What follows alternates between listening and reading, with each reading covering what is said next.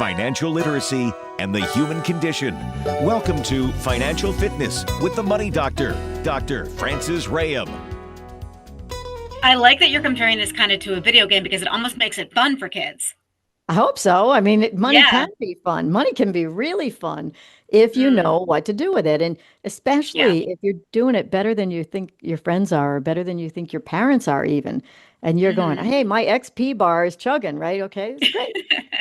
Hi, it's Francis. I just wanted to take a minute to thank you for watching this video. If you're catching us on YouTube, please help us help others by clicking like, subscribe, and all notifications so you don't miss any videos. And check back for the next video. I think you're going to love it. Thanks again. For more information, you can visit us at hugyourmoney.com. Welcome to Financial Fitness. I'm Jess Tyler, along with the Money Doctor, Dr. Francis Rahaim. Hi. Hi, Jess. How are you? I'm good. We had such a fun episode last week with our kitty cat, and you had a special little Pablo the cat, the pirate. And we talked about some of the younger kids and tips for them with money. Now we're going to go a little bit older. Yes, I think, August is a good month to do this when the kids are still off school. They might catch this. Yeah. They might ask their parents some questions. And so what I'm attempting to do here is to teach kids something about money early on and to give parents the support they need to have these discussions with their kids and today with their teens, right? We're talking 11 to 15. So tweeners, teens. Yeah. So 11 to 15 today, basically. I'm just going to give you some tips that will help you to be better with money because it will really pay off in life. Okay. So imagine this, Jess. You're 11 to 15 years old. Let's pick an age. We'll say 13. And you've got some birthday money and it's kind of burning a hole in your pocket. You have these new sneakers you really want and you go to the store, you buy these brand new sneakers. Perfect, right? Yeah. 4 minutes later, in the pit of your stomach, terrible feeling, right? All your birthday money is gone. You just used it all to buy those sneakers. And you saw 12 commercials of other things you want right after that. Exactly. So here's the twist. Played a little differently, that same cash could have grown. So today I'm going to show you how that money doesn't have to just vanish and you can grow it so that you can get the things you want now, still save for later, and just learn to manage your money a little bit better so you don't end up in that situation that a lot of people end up in later in life saying, I wish someone had told me this earlier, right? And I will say to adults, although I'm saying that this episode is for 11 to 15, listen up, adults. It's the same lessons. Same lessons.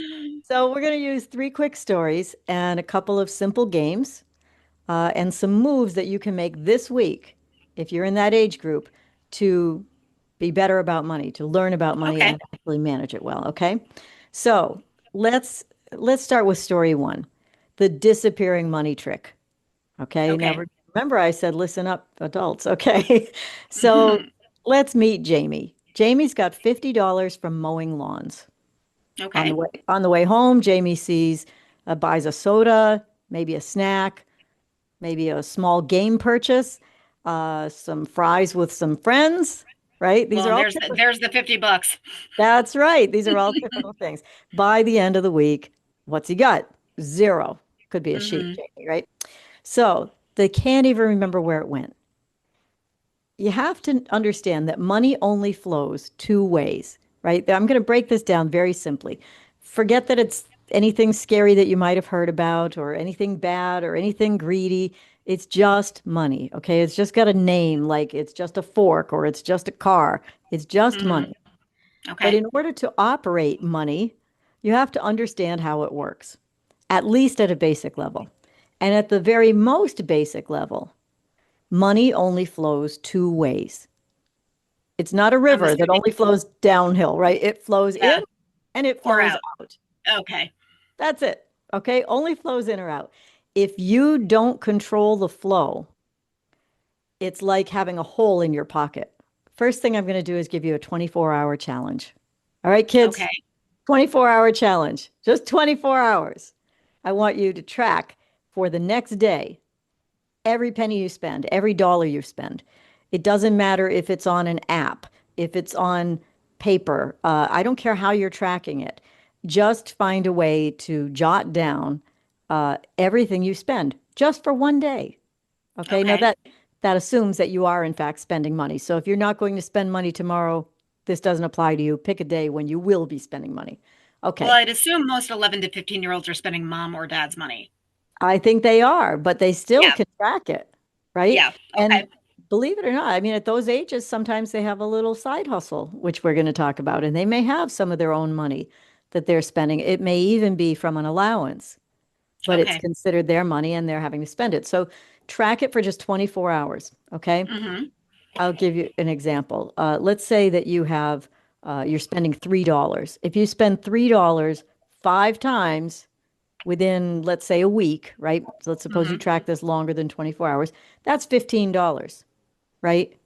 If you do that Yep. twice a week, it's $30. If you keep doing it for a whole, for 4 weeks, that's $120. Now we're This getting is into some, reminding me of getting a coffee every morning. Yes. yeah, now we're getting into some real money. Okay. Story two, the $5 that changed everything. You know that XP bar, that the experience point bar that you have on games? You know how it Yep. chugs along? Yeah, yeah. Well, someone told me once at age 13 that if you save $5 a week, you'll never be broke. Well, no kidding. I mean, if you never spent anything and you save $5 a week, you'd never be broke. But I didn't really believe it at that time, but I tried it. And Okay. one week you save $5, it seems really tiny, right? Mm-hmm. But then that XP bar starts chugging along. It starts filling in. Mm-hmm. $5 becomes 20, right? If you save it for 4 weeks, it's 20. Mm-hmm. $20 becomes 100. After a year, you could buy something, or maybe even sooner, that you really want, right? Without touching your emergency stash. So by just putting the money somewhere and continuing to add to it, you're already building up money. Okay. We're not even Mm-hmm. talking about interest yet. We're just talking about savings. There's a phrase called pay yourself first. I Mm-hmm. always, bristle a little bit about this with adults because they can't always pay themselves first. That's a great idea, but if you're already in the thick of things, you can't just say, well, I'm not going to pay my electric bill. I'm going to pay myself first. But 100%. Yeah. from age 11 to 15, when you don't have to pay the electric bill, guess what habit you can form? You Mm. can start forming a habit to pay yourself first. And that's going to keep that XP bar, growing. Growing. If you think of saving like an XP bar in a game, every $5 bumps the bar, right? Mm-hmm. If you stop adding, the XP bar just stays still. So if you want to keep the streak growing and level up, you got to keep adding $5, okay? I like that you're comparing this kind of to a video game because it almost makes it fun for kids. I hope so. I mean, money Yeah. can be fun. Money can be really fun if you Mm. know what to do with it. And Yeah. especially if you're doing it better than you think your friends are, or better than you think your parents are, even. And you're going, Mm-hmm. hey, my XP bar is chugging, right? Okay, it's great. Okay, let's do a rapid fire round before we go to break really quickly. Okay. Okay. All Yep. right. Earning money without a job. You don't need a real job to earn money. Okay. Solve a problem, and you're going to earn money. It's that simple.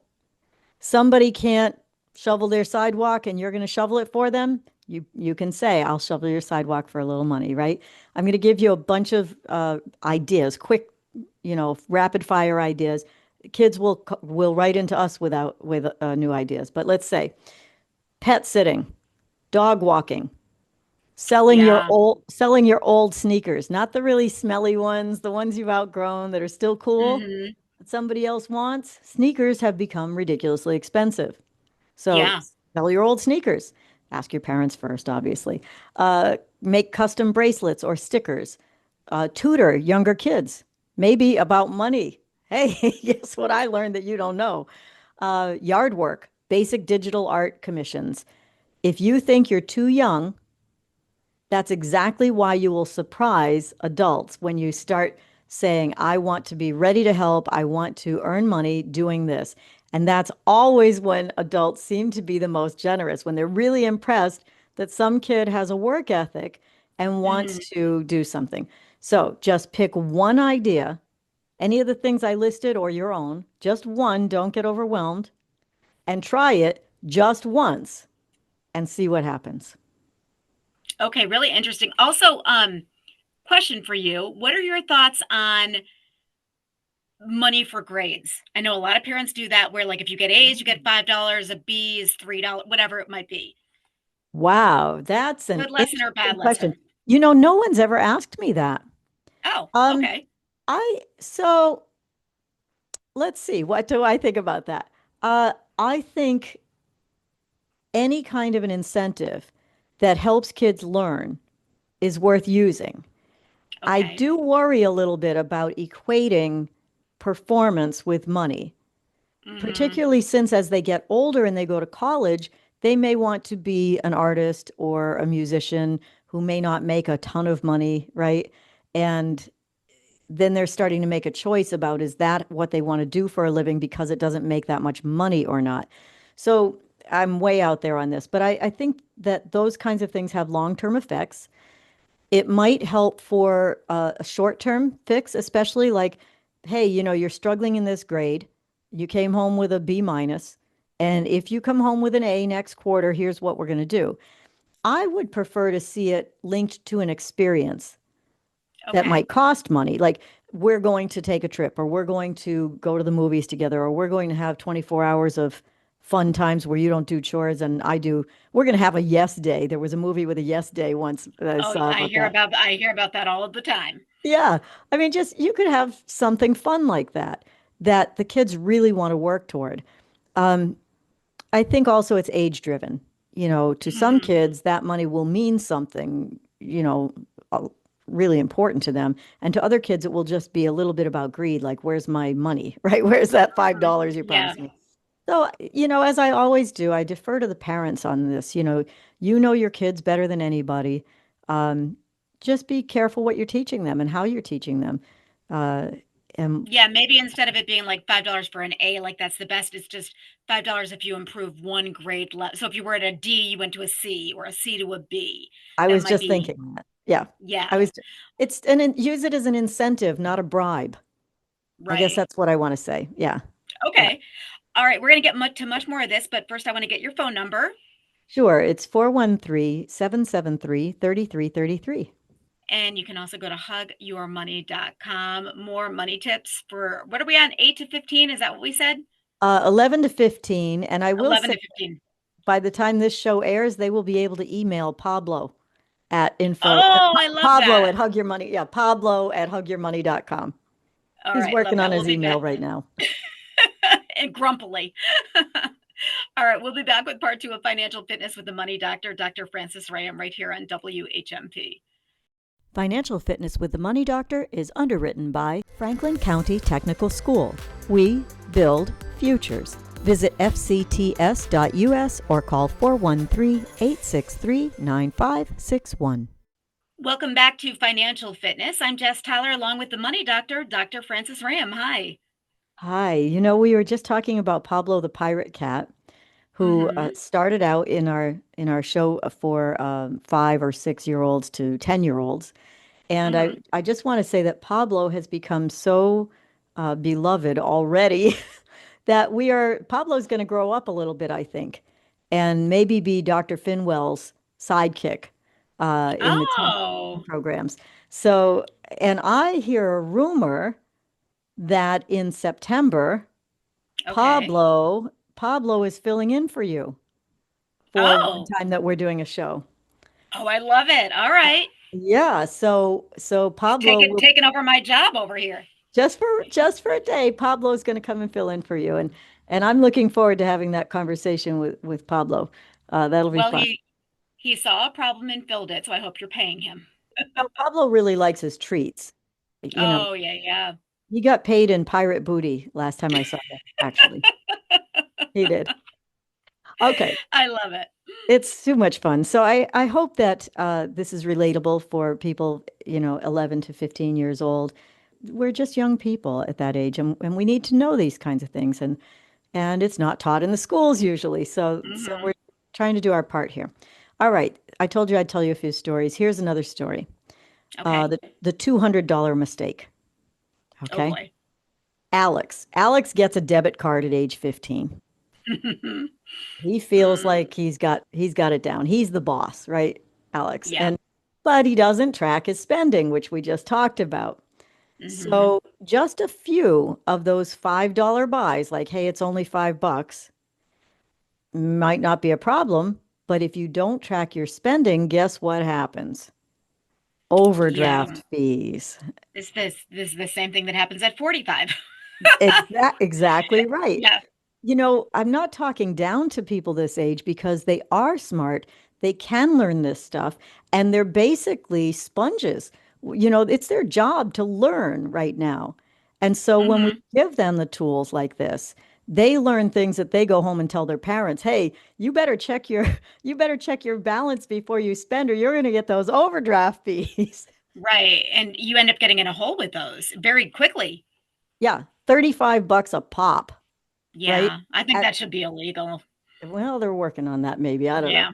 So $35 a pop. If you do this just 3 times in a week, $35 times three is $105 Yeah. for nothing. For nothing, Jess. You just Yeah. gave it up because you didn't check your balance before you spent the money. If you add to that, $25 in $5 buys, you're at Hmm. $130, Yeah. right? Yeah. Oh, only $25 of that bought you anything. The other Hmm. 105 went to the bank, all because you didn't check your balance before you spent the money, right?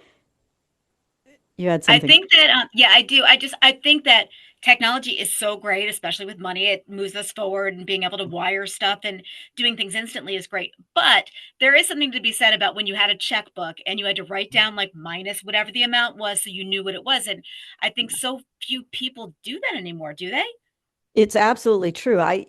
We all say you can look at your digital balance, right? You can always get it on your phone or whatever. So Hmm. if you're really going to do that and that works for you, fabulous, do it, right? But Yeah. if not, if you understand yourself and you say, I know myself, I'm going to buy this stuff and I'm not going to check my balance, then get one of those paper checkbooks, or I don't care if you keep a log in your phone, however you do it, and Yeah.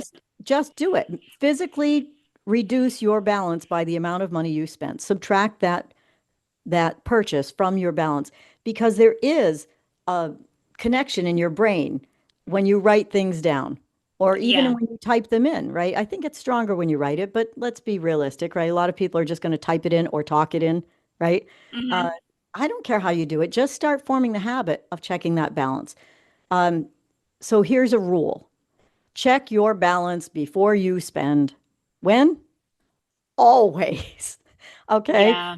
I have very wealthy clients who never check their balances because they don't care. There's always enough money there. Well, the But other hard part too is that sometimes places like gas stations will hold it for like 3 days. So you might look at your digital balance and think, oh, this looks all right. But the $75 from gas hasn't come out yet. what a great point. Spoken like a true parent. Or somebody that this has happened to more than once. I love it. I love it. I was saying I have wealthy clients who don't care what they spend because they don't check their balance. They don't care. There's always enough money there. But sooner or later, it happens. They Yeah. look at their account and they say, "What? Why is my balance this amount?" And then they start Yeah. asking their partners. And so it's really easy to do. Just form the habit now while you're young.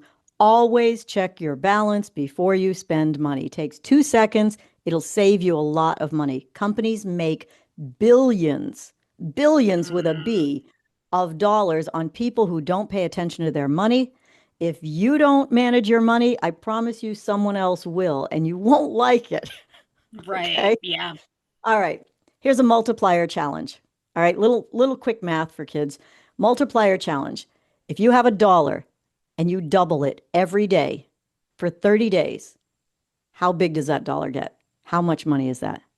Any idea, I'm Jess? not, no, it's over 100 though, I'm sure. Oh, yeah. If you take $1 and double it every day, day one, you've got $1, day two, you've got Dollar, two, day three, you've got four, right? 4, then 8, Day, 16. yep. By Yeah. day 10, you have $1,024. Oh, By day 20, over 1 million. And by 30, over $1 billion. You can do the math. It's okay. a fun math to do. Now, in real life, interest isn't that wild, right? But the Hmm. idea matters. The idea matters. So let me give you a real world multiplier challenge.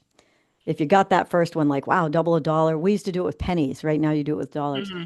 Um, a real world multiplier challenge. Start with $10 and learn to flip it, right? Learn to double that in some way. Sell candy at an event. Um, Flip a thrift find, right? You go to one of those inexpensive stores and you find something that you know is worth a lot more than it is there, and you buy it Mm-hmm. and you sell it, right? You could do a small service, like I was talking about, maybe shoveling a sidewalk or walking a neighbor's dog or babysitting or anything. Even with your parents, you could say, you know what, I'm wanting to earn some money. What if I started doing the dishes after dinner? Could that earn me a little money? And see how Yeah. surprised and willing they are to, it's got to be something that you're not already expected to do. It's got to I've be got a something. I've got to say a fun thing that I did with the kids, and it's a great time of year to do it. Everyone's doing tag sales. So we were going Yes. to do a tag sale or go to like a flea market tag sale. And I said, Yeah. go through your stuff, Yep. figure out what you want to get rid of. You can Yep. price it at whatever you want. You come and sit at the table and you can haggle with people over the price. And they made $31 and they were so excited. Yay. I love it. Yeah. Okay. Yeah. And then what do you do with the $31? 3 jars. Spend, save, share, right? Yep. Okay. All I've got to right. say, one saved it, one bought herself earrings. Ah, we got a story about that actually. Okay. Yeah. So just to get through this one pretty quickly, it won't double perfectly every time, but $10 Hmm. gets to be 20. And the purpose of all of this is if you can learn how to do this, that's a real superpower. If you can learn how to grow money, it's a real Hmm. superpower. Let's talk about the growth zone for a second, how to make money on your money. Okay. Okay. We're talking about interest. There's only two kinds of interest, good interest and bad interest. Okay. Good interest is the stuff you earn from investing. Bad interest is the stuff you have to pay because you borrowed money and waited to pay it back. All right. Mm. So, we've just gone over some ideas of good interest if you want to grow your money. So let's say you put $100 away for a year at 5%. You're going to take 100 and multiply it times 1.05. That's how you get the 5% growth. That's going to grow to $105 in a year, 5% on 100, right? Maybe that doesn't seem like much, but by year Mhm. two, you're now earning money on that $105 because you get to earn interest on interest. We call it Mhm. compounding interest. Okay. So now year two, you're at $110.25. By year five, you're at $127.63.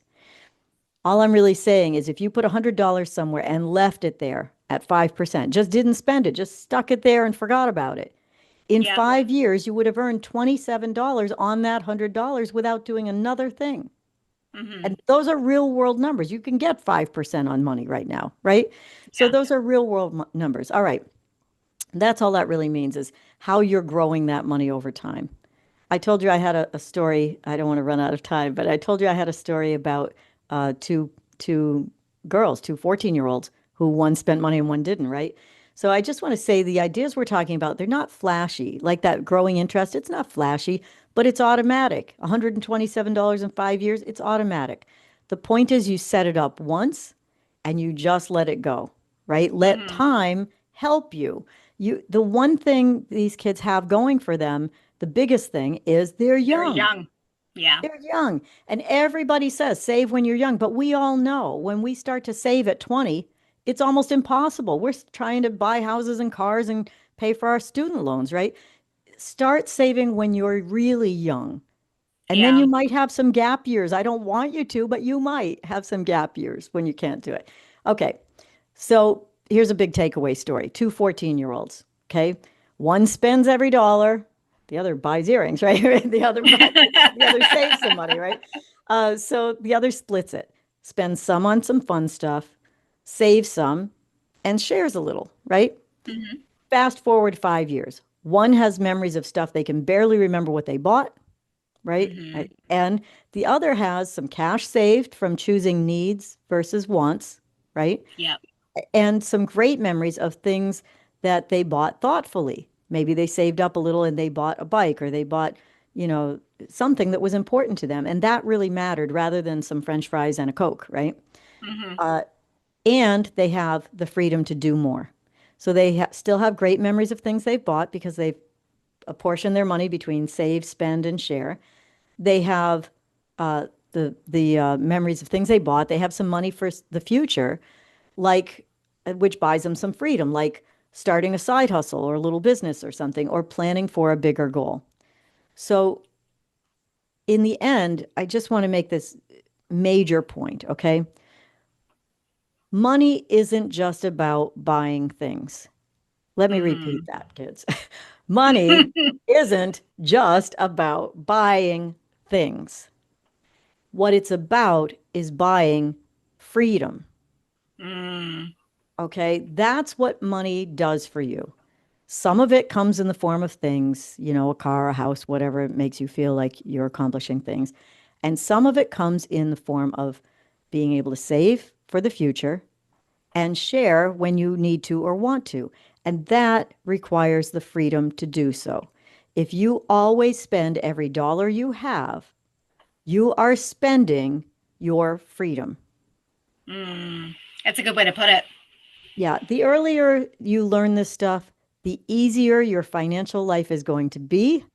And for the 11 to 15-year-olds or even other age groups that are listening to this show, I'm very proud of you because you are starting right now.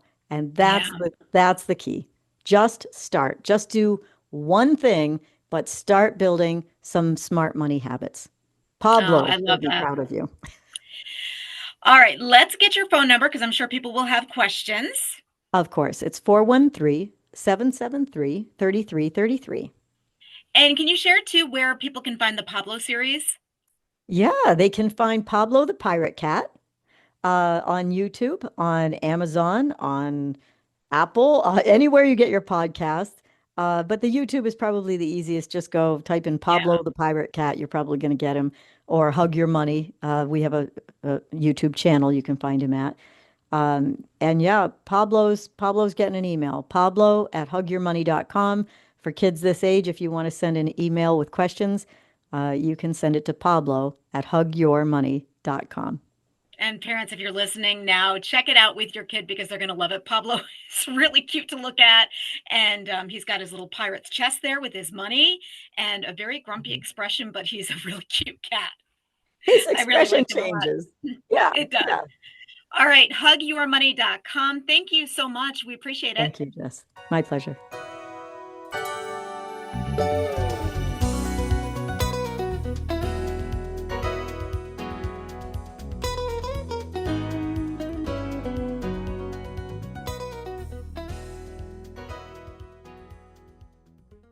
Financial Fitness with the Money Doctor is underwritten by Hug Your Money, it's where you belong. Your future's waiting steady and strong. Dignity shines in the smallest stream. Permission granted to chase your dream.